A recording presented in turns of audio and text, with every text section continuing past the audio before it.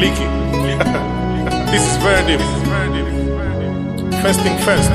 Quid pro quo. Oh yes. Hivi unajua sheria kuwa ni ngao? Raia wanapaswa kuzijua haki zao. Nini cha kufanya unapokutwa na makosa? Usikubali haraka, rumande utasota. Hakikisha kwanza na kuonyesha ID. Wasiojulikana wako wengi IG. Sheria inakulinda, sheria pia inafunga. Zitambue haki zako toka kwenye giza. Ni wajibu wako kufanya kazi kwa bidii. Weka nidhamu, usije kuchafua CV.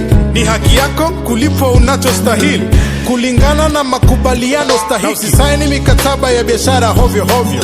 Soma kwanza, elewa, usije ukaenda kom. Na risiti kwenye manunuzi ni haki yako. Unaweza ukapoteza japokuwa mali ni yako.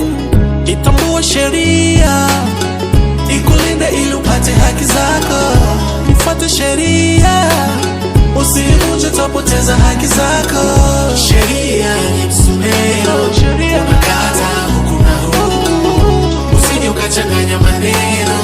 Sheria msumeno so kisu. Asante mheshimiwa, nimekuelewa vyema, ila samahani, nina jambo la kusema. Je, vipi kuhusu haki za kikatiba? Una uhuru wa kuongea ila usivuke mipaka. Je, vipi napodhulumiwa urithi? Sheria itakulinda na ushahidi mahakamani. Na vipi wasanii kwenye kulinda kazi zao? KOSOTA na BASATA, hiyo ndo kazi yao. Nenda kajisajili ili upate deals. Kila kitu kiwe wazi, siwe siri. Okay, nitajilinda vipi na wizi wa mtandaoni? Itunze password yako kama unavyotunza mboni. Na usisaini mikataba ya biashara hovyo hovyo. Soma kwanza, elewa, usije ukaenda kom. Na risiti kwenye manunuzi ni haki yako. Unaweza ukapoteza japokuwa mali ni yako.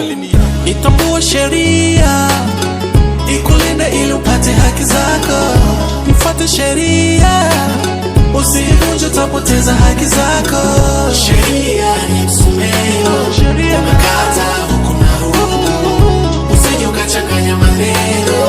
Sheria msumeno so kisu. Kumbuka, ukiwaonyesha watu ng'ombe anayekupa maziwa, wanaweza wakampatia sumu. Kaa rada.